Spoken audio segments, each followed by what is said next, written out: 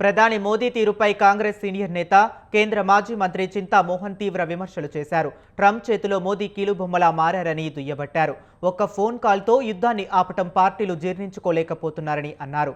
అఖిలపక్షంతో చర్చించి యుద్ధం ఆపితే బాగుండేదని చెప్పారు.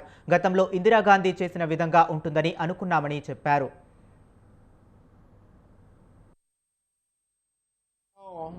ఊహించాం 1971 ఇందిరాగాంధీ చేసినట్టుగా యుద్ధం జరుగుతుంది అని అనుకున్నాం. లేదు 1999లో వాజ్పేయి కార్గిల్ యుద్ధం లాగా ఉంటుందని అందరం ఊహించాం. నేను యుద్ధ వీరులకు వారి సైనికులందరికీ తల వంచి వినయంగా వాళ్ళకి నమస్కారాలు తెలియజేసుకుంటూ మోడీ గారు యుద్ధాన్ని ప్రారంభించిన తర్వాత మధ్యలో ఆగిపోయారు. అమెరికా జోక్యం బాగా కనిపిస్తా ఉంది. ట్రంప్ చేతుల్లో మోడీ కీలుబొమ్మగా మారాడు అని అందరూ అనుకుంటున్నారు ఢిల్లీలో. నేను అంటలేదు, కానీ అందరూ అనుకుంటున్నారు. ట్రంప్కి భారతదేశానికి ఏంటి మధ్యలో రహస్య ఒప్పందం? ఎందుకు ప్రారంభించారు? ఎందుకు మధ్యలో ఆగిపోయారు? ఎందుకు భారత ప్రభుత్వం పార్లమెంటును కాన్ఫిడెన్స్లోకి తీసుకోలేకపోతా ఉంది? ప్రారంభించే ముందు కనీసం పార్లమెంటును పిలిచి ఉండొచ్చు, ఉభయ సభలను పిలిచి ఉండొచ్చు, అయిపోయిన తర్వాతన్నా పిలిచి ఉండొచ్చు. కనీసం ఏమీ లేకుండా భారతదేశాన్ని ఒక్క ట్రంప్ ఫోన్ కాల్తో ఆపుతున్నాడు అనేది భారత ఔన్నత్యానికి, భారత సౌరభం అధికారానికి కొంచెం విమర్శలు వస్తున్నాయి.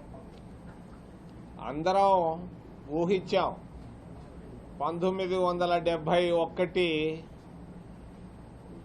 ఇందిరాగాంధీ చేసినట్టుగా యుద్ధం జరుగుతుంది అని.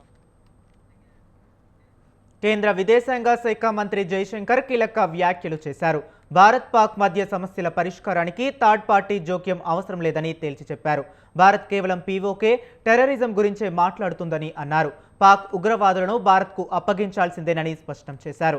ఉగ్రవాదులకు మౌలిక వసతులు కల్పించే వ్యవస్థను రూపుమాపాలన్నారు.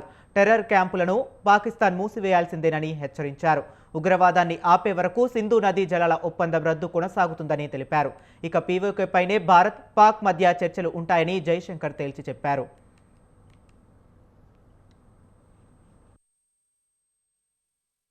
Reasonably took the position that because even at the start of the operation, we had sent a message to Pakistan saying we are striking at terrorist infrastructure, we are not striking at the military, so the military has an option of standing out and not interfering in this process.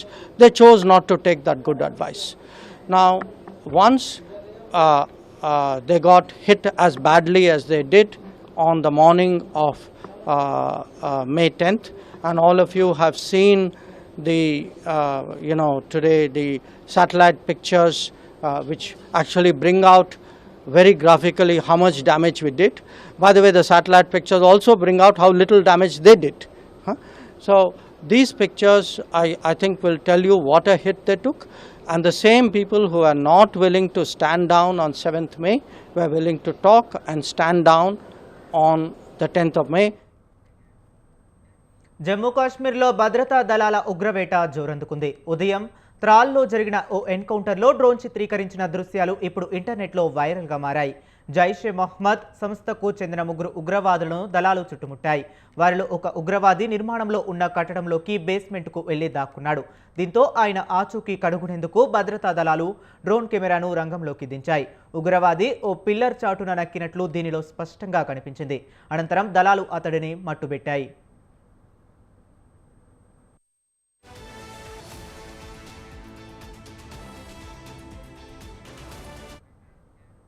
Tral ప్రాంతంలోని నదీర్ గ్రామంలో ఉగ్రవాదులు నక్కినట్లు దళాలకు ఇవాళ ఉదయం సమాచారం అందింది.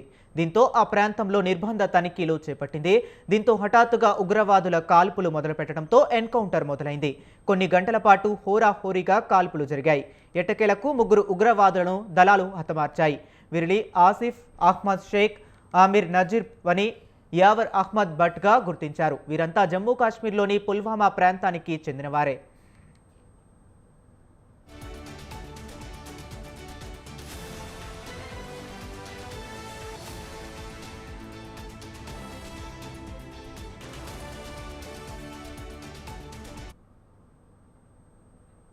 భారత్ పాకిస్తాన్ మధ్య యుద్ధాన్ని ఆపండి అని గతంలో చేసిన వ్యాఖ్యలపై ట్రంప్ యూటర్న్ తీసుకున్నారు. భారత్ పాక్ యుద్ధం తాను ఆపలేదని చెప్పారు. అమెరికాది పరోక్ష పాత్ర మాత్రమే అని, 2 దేశాల మధ్య ప్రత్యక్ష సైనిక చర్చల వల్లే కాల్పుల విరమణ ఏర్పడిందన్నారు. ఖతర్లోని దోహాలో జరిగిన వాణిజ్య సమావేశంలో ఈ వ్యాఖ్యలు చేశారు ఆయన. ట్రంప్ తనపై వ్యాఖ్యలపై 2 రోజులకే మాట మార్చడం ఆశ్చర్యాన్ని కలిగించింది.